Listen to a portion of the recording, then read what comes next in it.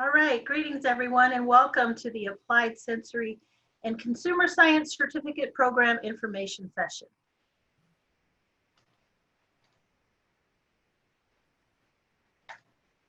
Thanks for coming. We very much want this to be your session, so we plan on providing an overview of our program and the logistics, and we want you to ask as many questions as possible. So if you use the chat feature, that's where we'll store your questions, and we're going to ask them or answer them all at the end of our program. Here's a look at the agenda for today, and we'll briefly discuss our history, the logistics of working within the program, and our instructors will join us and discuss the content of each of the courses that they teach. My name is Trucy DeWitt, and I manage the Applied Sensory and Consumer Science Certificate Program at UC Davis Continuing and Professional Education. I've been the administrative assistant for the last 9 years, since 2011, and I can guide you through the ins and outs of grades, receipts, and which portal you need to be in. We also have a very helpful student services department that can help you with this as well if I'm not available. Join us today are your instructors, Rebecca Blybaum and Jean-Xavier Guinard. Each is very accomplished in their own right, and both will speak briefly about each of the courses they teach, and they will answer any of your questions regarding subject matter. Our program began in the year 2000, and it was the brainchild of our beloved instructor, Dr. Howard G. Shuck. Howard was a forward-thinking man and always on the cusp of innovation. His co-creators of this program are your current instructors. Howard wanted accessibility for the working professional from anywhere in the world, and the online version was created. We are thankful to have been able to reach over 25 countries throughout the world and 23 different states in the US.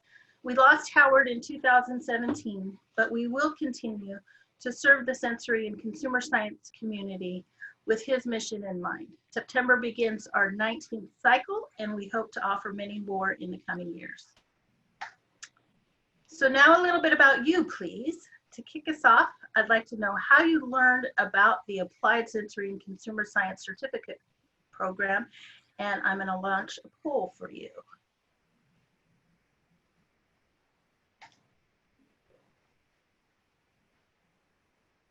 How did you hear about us?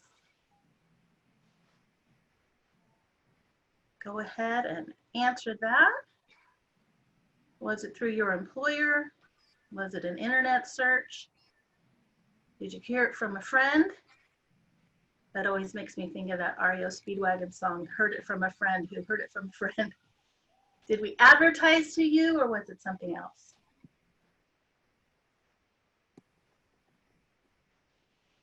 All right. Looks like we still have a couple of people who can answer yet, and I'm going to go ahead and end the polling. We'll let you know that it looks like the winner is Heard It From a Friend and the internet searches. A couple of you have a couple other ones. We'd love to see how the others might be. Maybe you can share that with us in the chat later.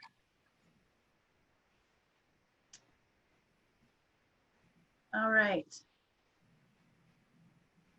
Again, feel free to ask questions using the chat feature. At the end, we will read over those and answer all your questions.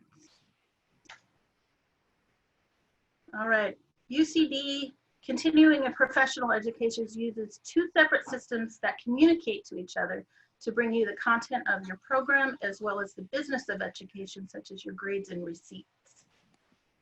The first one is your student account. It is located at cpe.ucdavis.edu, and this is where you'll be able to complete your application, pay your invoices, find your receipts and your grades.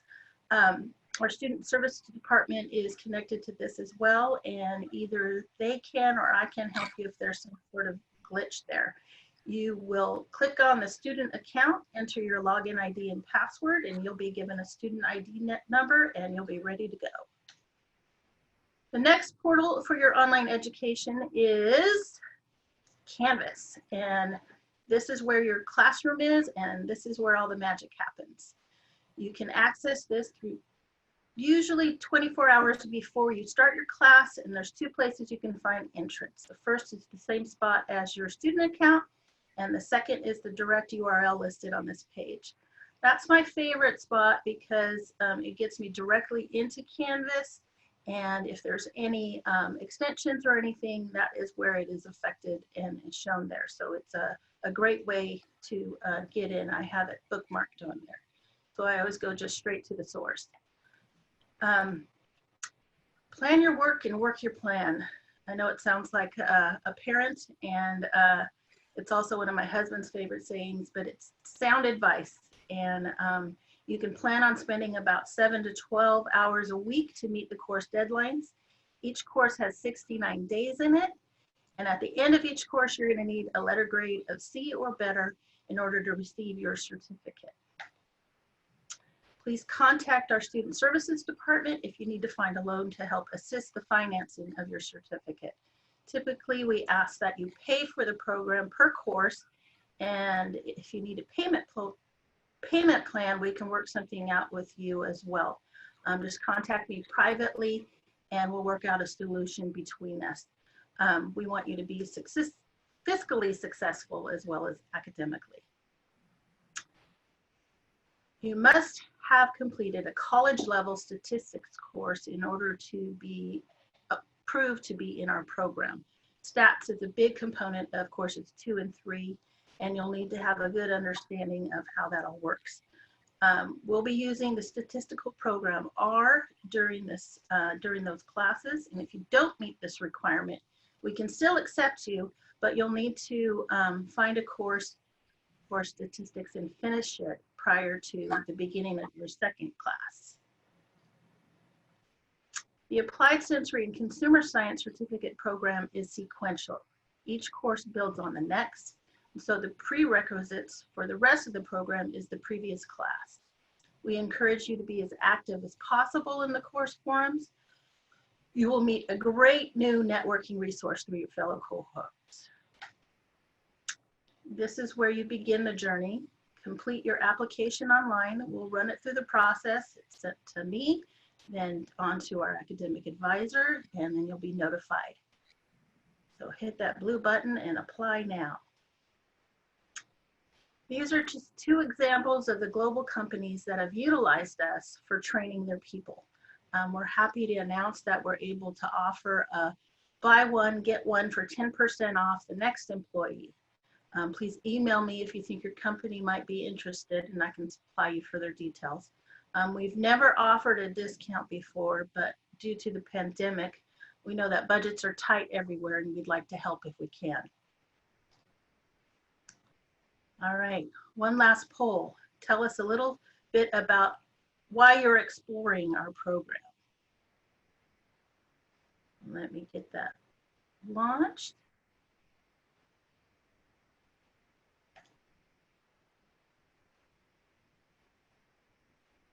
All right.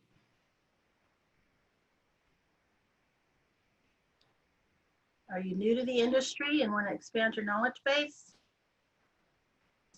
Are you hoping to gain a promotion from technician to a scientist's role? Are you moving into this new industry? Or is your company sending you here for some training?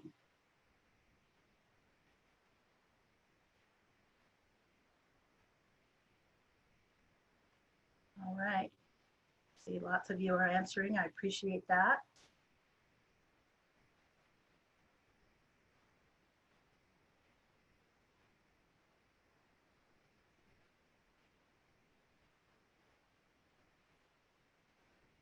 All right, I'm going to give it a couple more seconds, and then we're going to go ahead and close this poll, and I'll show you the results.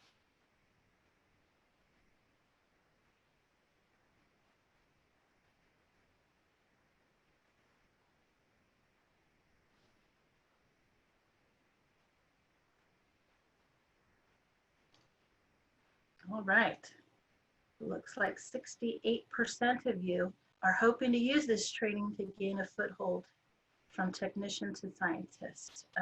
You come to the right place. We have had many people like you looking for this, and they've been promoted. If you'll notice that all of the pictures that I've had in this slideshow have been pictures of actual students. And I also have a URL there so you can read their spotlight and find out more about what they did and how our program helped them through.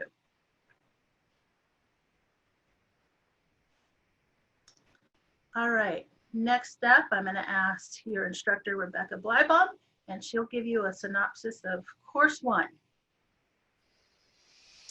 So thank you, Trucy. And, hey, everyone, I really enjoy teaching this program. Like Trucy said, I've been involved since the very beginning and worked with Howard. Howard was actually one of my key mentors when I was a student at Davis.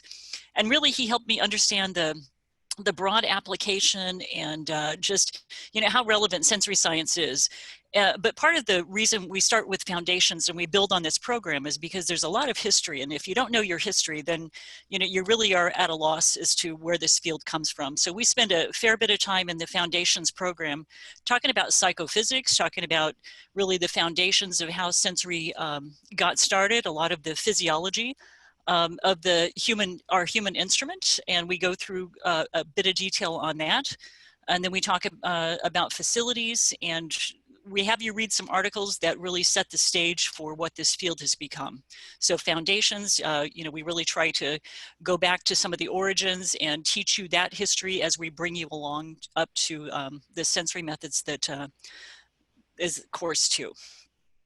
So I don't know if you have any specific questions on foundations. I mean, we really have, 10 lessons. We do after every 2 lessons, we have a quiz.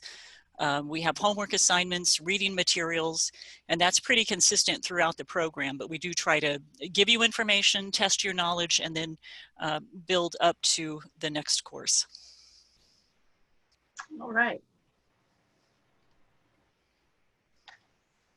And our next course is course 2, the sensory evaluation methods, and that is taught by Jean-Xavier. Jean-Xavier, will you please share with them the information they need to know about this course?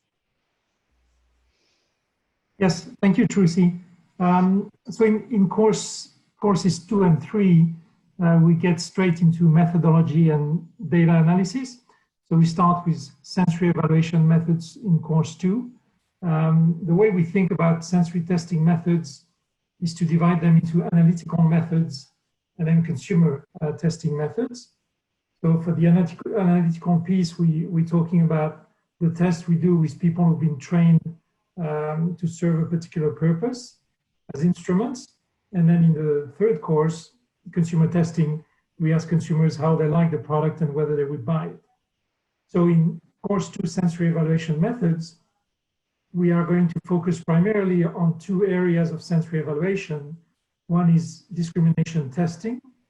So the different tests that we might use for difference testing or similarity testing purposes or to measure thresholds. And then we go into a big set of lessons on descriptive analysis methods.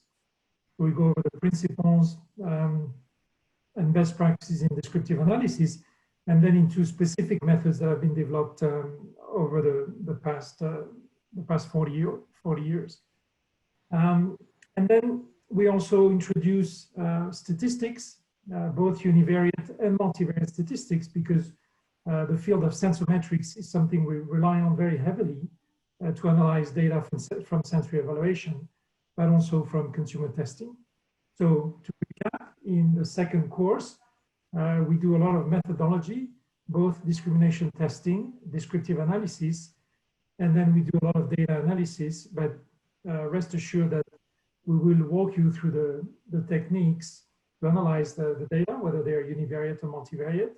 And by the end of the course, you'll be an expert in applied statistics.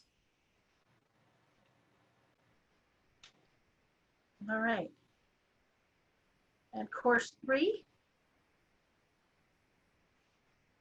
So in the third course, which is about consumer testing methods, there we focus on consumer and the consumer's response to the product or service.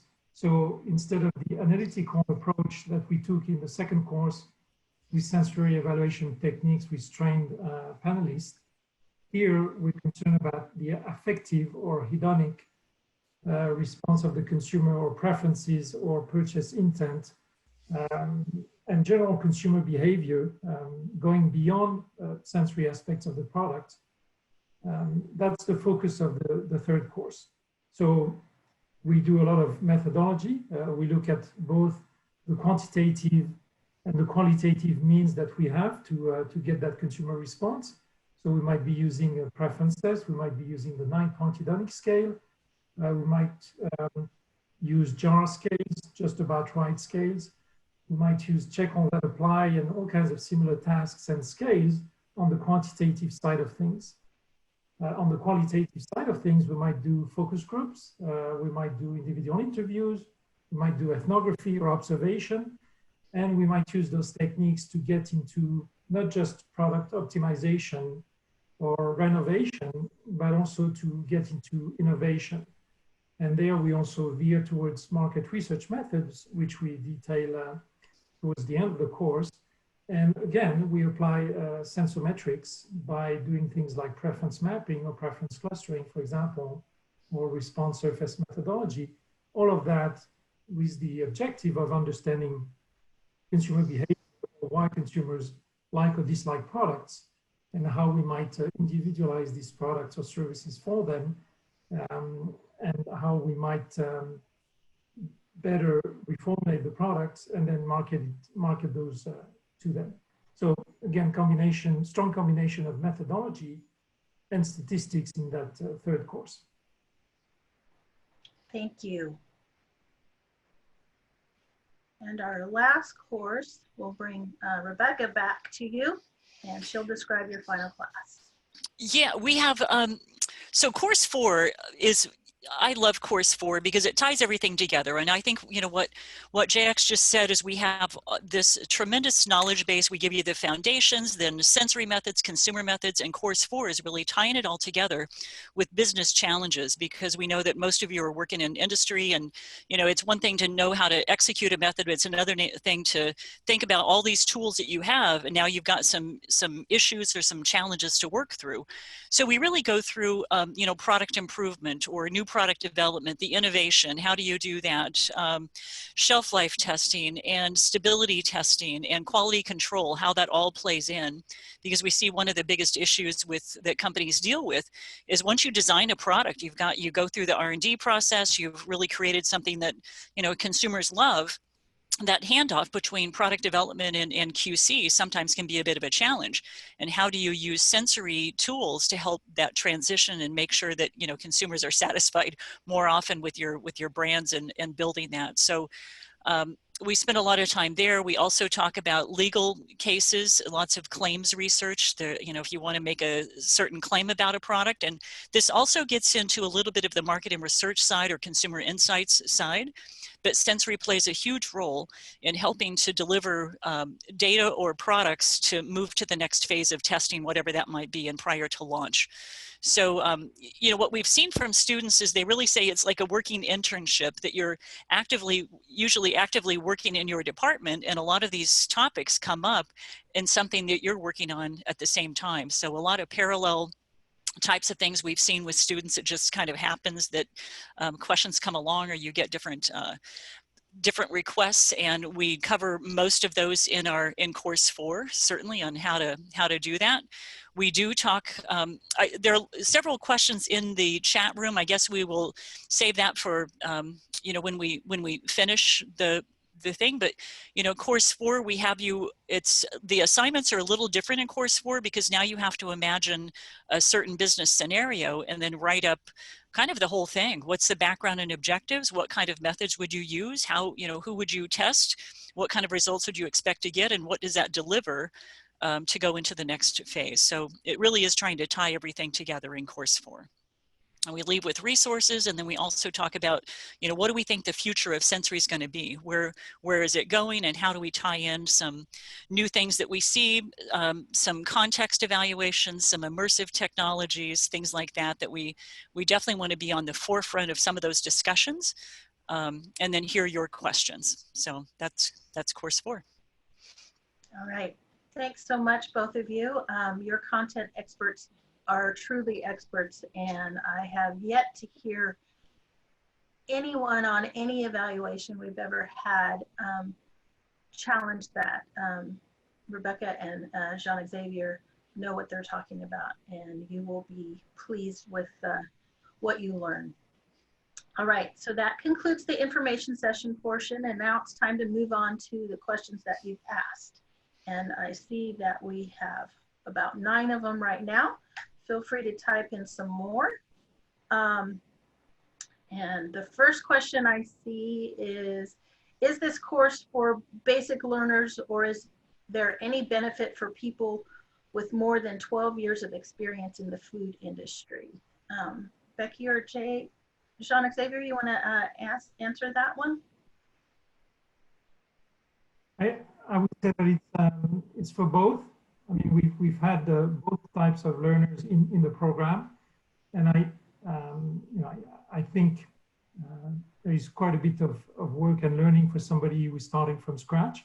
But as long as you've got a bit of background in statistics and you're motivated, you'll do great and you learn tons. And for people who are more experienced, there are plenty of opportunities because we go into rather sophisticated methods and analysis techniques, and that ties into some of the next question about the kind of statistics that we do. So everything you've mentioned in the questions, we do cover, from analysis of variance to PCA, to cluster analysis, to response surface methodology, to PLS regression, to etc. You name it. So if you're somebody who's been in the industry, it's really an opportunity to expand your horizons, learn about new techniques, learn from your peers as well, because you'll have several of them in the program. So I would say it's for both, but I'll turn it over to Becky to answer that as well.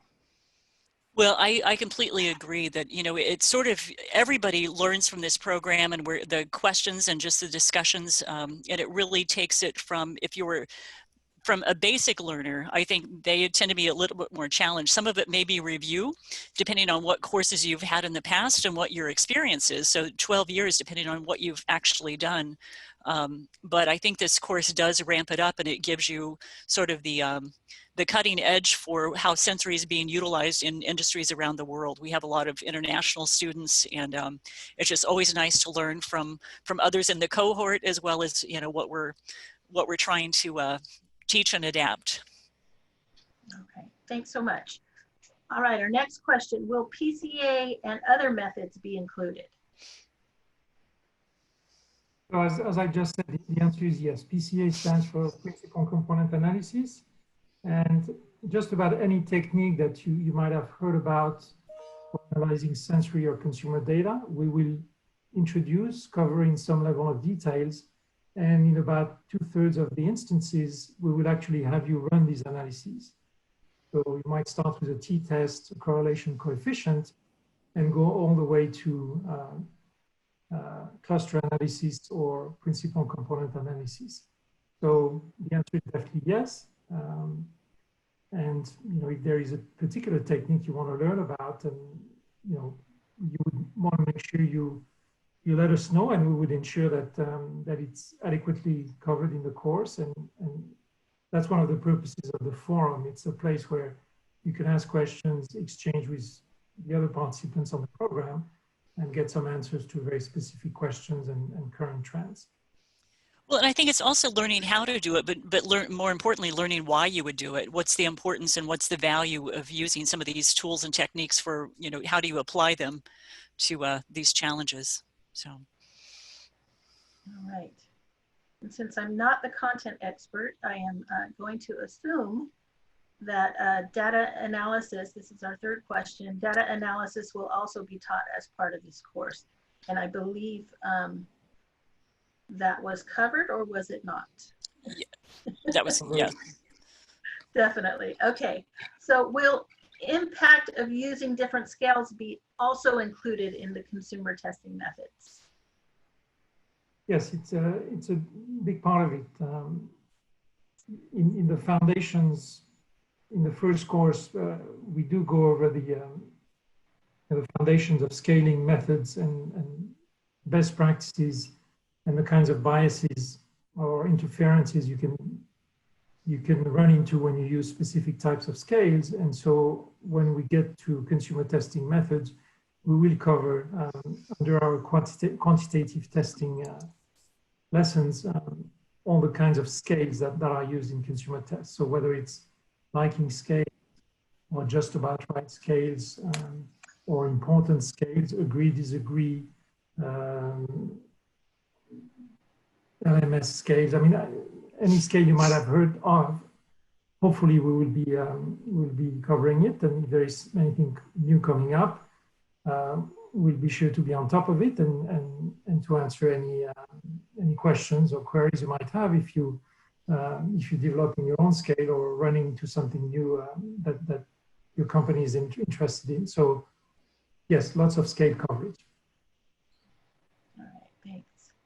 So my next question here is, are there any specific times when we will have to attend the class, or will it be based on our availability? Basically, it will be based on your availability. I know that office hours have been set up that are live, but they're also recorded. So if you can't make the live session, you can listen in on the recorded session. Yeah, our next. Trucy, if I may, I think it might be helpful to go over the format again. I mean, the course is a combination of weekly lessons, so you will have some recorded materials to view and listen to. You also have we also have a few guest lectures here and there for people who are leaders in the field whom we interview to talk about specific aspects of the program. And then you have some assignments in the two courses that I teach. Quite a few of these would be coming up with a particular, setting up an experiment or a project, designing an experiment, or it could be some data analysis and then drawing some conclusions from the results. So you also have some reading assignments, and then you have some quizzes and exams just to keep you on track and make sure that you're understanding and assimilating the material. And those are typically true, false, and multiple choice types of questions. And then the forum is the place where you can interact with your peers and ask questions and provide insights and so on. So that's a very rich medium for you to learn from and to share. So it's a nice combination which has been revamped to provide a very modern way of delivering instruction, starting with this next cohort. So again, I think it's helpful in understanding how you pace yourself through these different pieces of the overall format of the program. Thank you. That was very well said. I appreciate that. Our next question is there any more advanced classes as an option in this certificate program? Those are in development, and any suggestions, we take suggestions all the time, and anything you would like to ask for, please do. Either one of you want to add to this or expand a little on what's down the road, hopefully?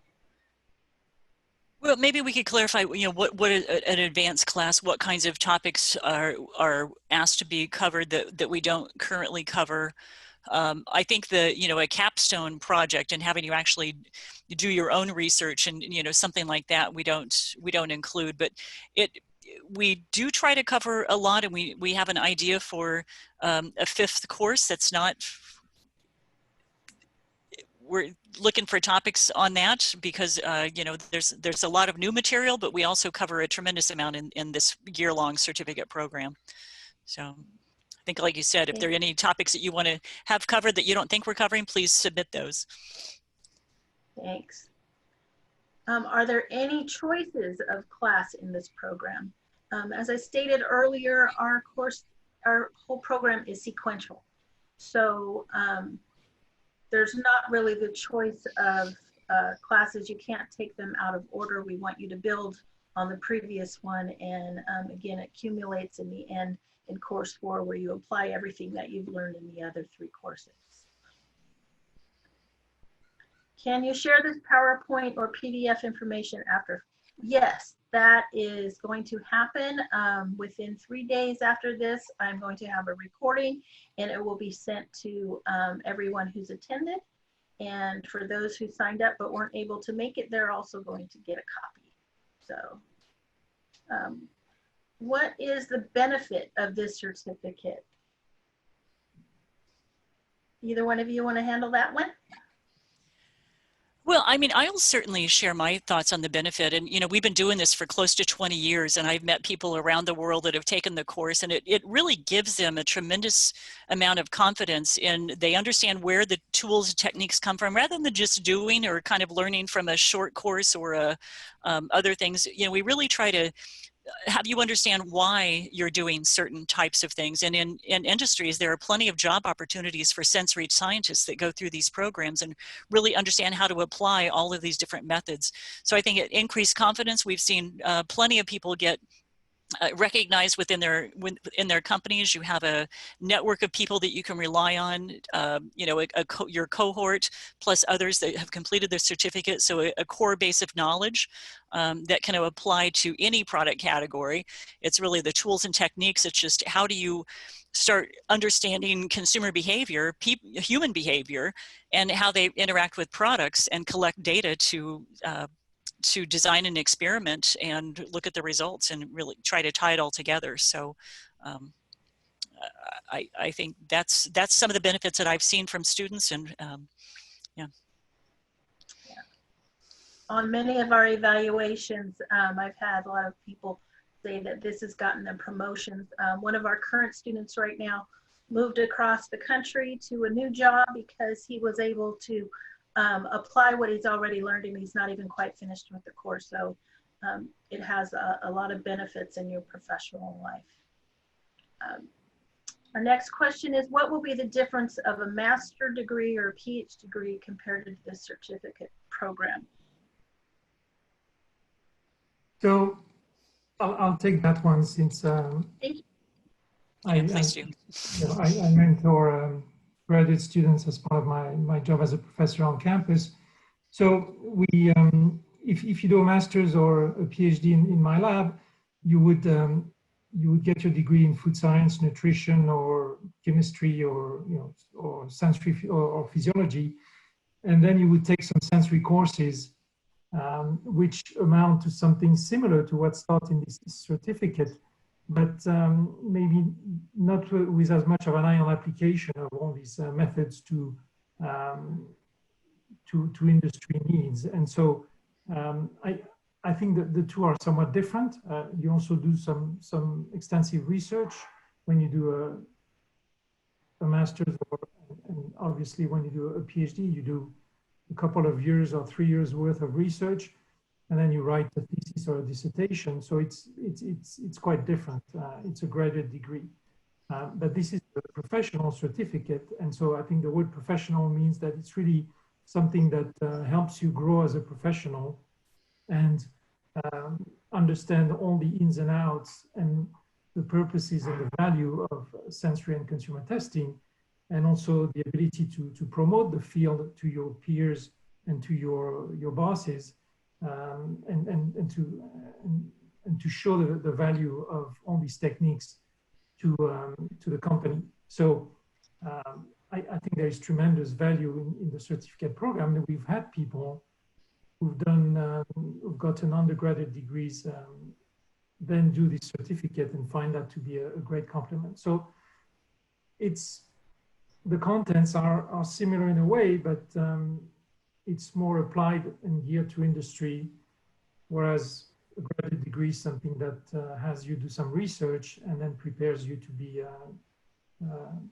be more of a researcher, maybe, than if you just had your undergraduate degree. So slightly different fields and different time commitment. I mean, this is very intensive, 1 year long. Master's is 2 years, and PhD can be anywhere from 3 to many years. Many years. All right. So our next question is, if our company does our own at-home testing with consumers, with your course, would I be able to analyze the data, statistical significance, and make a decision whether we can move forward? That would be the very purpose of course 3. So yes, absolutely. Fabulous. All right, the next question I believe I can answer is, do we have to pay full money on all the courses together? No, you don't. You can pay by the course. And if that is a difficulty, we can also pay on a payment plan. You feel free to just email me and I can work with you on how to figure out to make that happen. Basically, as long as everything is paid in full by the end of the last course, we can make out a plan for you and make it happen to the best of your budget ability. So, our next comment is, I also finished the training for Minitab headquarters for 3 days. I have no idea what that means, but I'm sure our experts do. I think the next question, is that considered a pre-requirement for stats training? So let me address that. So what Trucy mentioned is that we will be using R for data analysis in the program. But what that means is that we provide tutorials, we give you the means to learn how to use R and to apply it to running the different analyses we're going to be using in the program. For the past 20 years, we've actually been using SAS. And providing tutorials for that. But given that more and more people use R today, we thought we would switch to R. But you can use any statistical package you would like to use to complete your analyses. So for example, if you just finished Minitab training, you know that you can run pretty much the gamut of statistical analysis on Minitab, not all of them, but most of the ones we would be using. You should feel free to use that or SPSS or Excel stat or whatever you might be using at work. We encourage you to use that. But the one language that we provide the training for and the actual programs is R for the next few years after using SAS for 20 years. And then, so if you took a 3-day course on how to use Minitab, then I would say yes, that you have all the stats training you need to take this program. All right, thank you. I had no idea how to answer that one. Can you tell me how long it takes to finish a master's degree on sensory science? Wait, what about the different case studies? Do countries from I'm different sorry. places? Can we skip that one? Thank you, Vicki. Yeah. Got to keep you on track there, Tracy. I appreciate that. Somebody's got to. You know how crazy I can get. Well, will there be case studies of different countries? You know, we've got a lot of data that we do share. I mean, a lot of times we'll do talk about, especially in some of the office hours or other types of things, case studies from different countries who certainly have a lot of experience working around the world. So some of that will certainly be included in course 4. We talk about that, and it's not a huge focus of the program because these techniques, you know, good science is good science around the world. You want to have good information, but we do touch on how that applies at different locations. So let me add that a big component of the consumer research that I do on campus is cross-cultural research. So we will share some of the outcomes of this research throughout the program. And so you will see some instances of cross-cultural studies or comparisons from different countries. And then when we address methodology, broadly speaking, we will talk about different considerations based on language or cultural practices when using a particular scale or tackling a particular problem. Or if you're a multinational company, how do you collect data from all around the world? And so both in the forum with input from your peers and then based on our respective experiences, Becky's and mine, we will share some of those case studies, and then we would encourage you to also share some of your own questions or challenges, especially if they're international in nature. Right. Thank you. Our next question is, can you tell me how long it takes to finish a master's degree on sensory science? And I'm going to go ahead and just combine all three of these next questions because they all kind of go together. And will this program be beneficial when I apply for a master's degree? And will the master's degree require to study on site, the school campus, or 100% online if is possible? So the answer to that is that these degrees or certificates serve different purposes. So I don't think it would make sense for you to do the certificate program in order to get into graduate school. I mean, that's not the type of requirement to get into graduate school. So you really need to figure out why you want to do this. And depending on what the answer to that is, then graduate school or this applied certificate program is your best bet. Thank you. All right, next person is asking, what is the total duration of this course? Each course is 69 days and it runs through the cycle of a year. We typically start in September of each year and end in September of the following year. All right. There any other questions you guys want to type in? So Trucy, there are a few over in the chat box that didn't, it's a different, not in the Q&A, but in the chat themselves. Okay, thanks.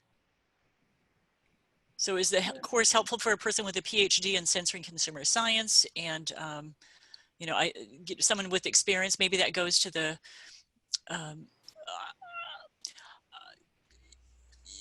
that's a hard one to answer, but, you know, we really do try to cover a lot of information in this course. And, you know, what we've seen from what universities typically offer is one course. If you have a PhD and it's focused in sensory and consumer science, you may not, you may find some things, but it really, that's the goal, is to cover how this applies to how is sensory science utilized in the world, in a sense. Yeah, I would say if you have a PhD in sensory and consumer science, that's not, I mean, you might learn a few new things that have come up since you finished that PhD, but I don't think that you're the primary audience for this program. But if you know, to get to the next, well, to the previous one, I think is interesting. It's about whether we speak to particular fields of industry and of the consumer products industry. And I think the answer is that this is a program for every type of consumer product company or even people in academia.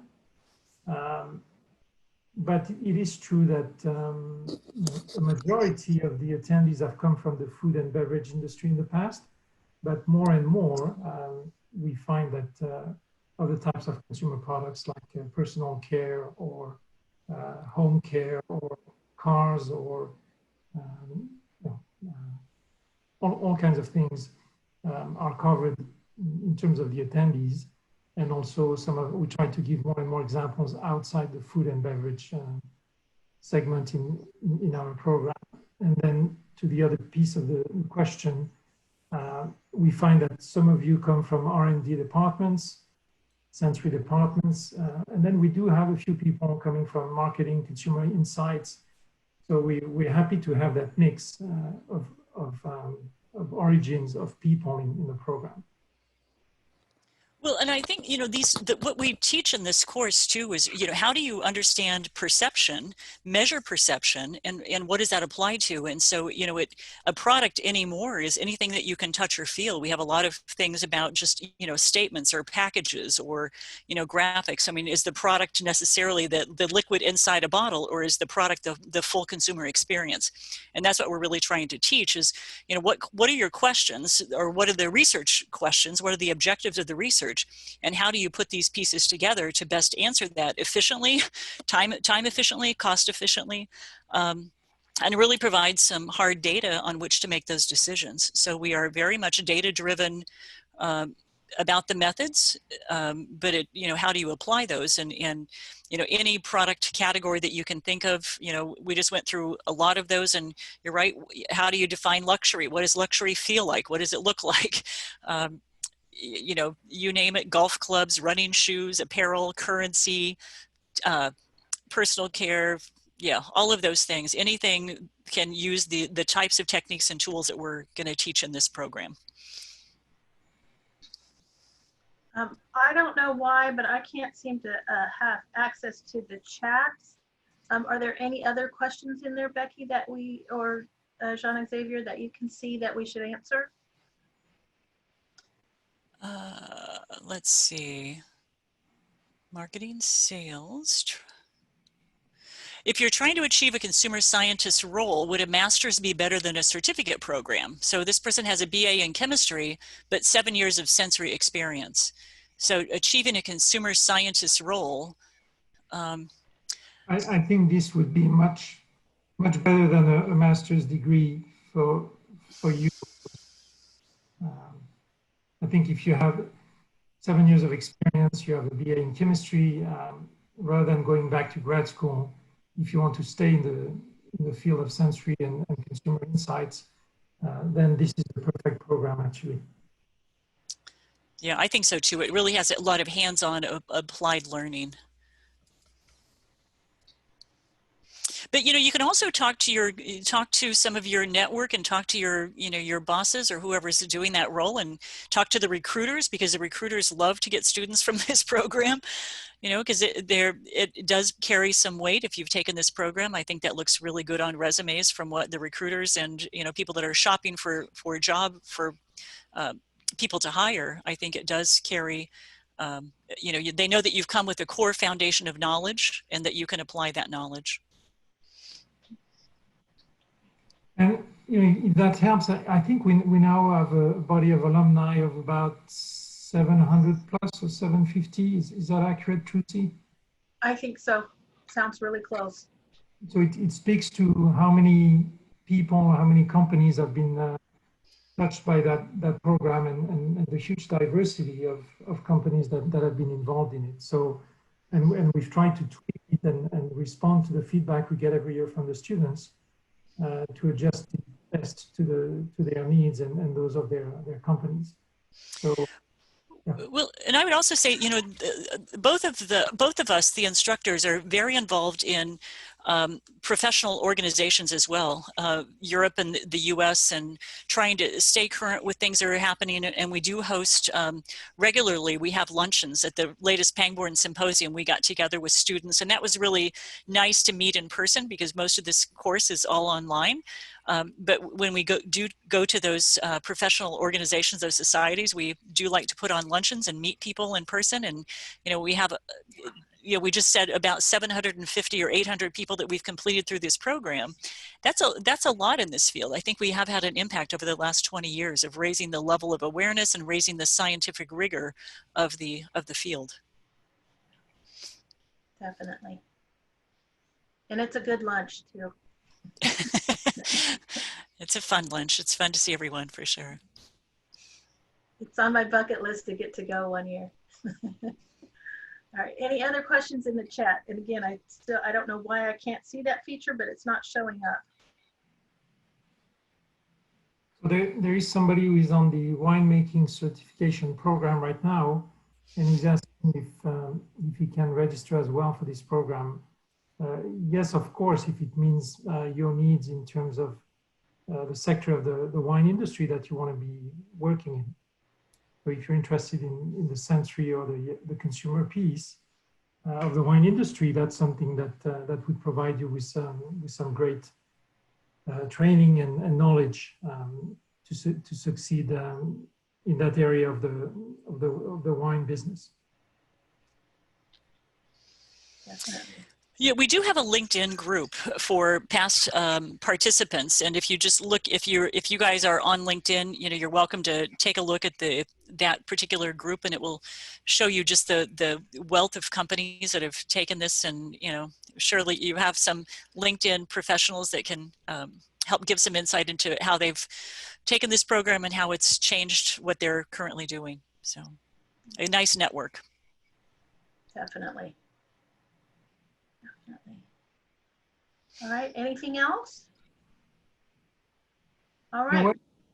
One thing I just want to mention in terms of the rationale for this program, which as was said, started about 20 years ago, that it began because of a vision from Howard Schultz and the recognition that companies realize that sensory properties are very important to product success.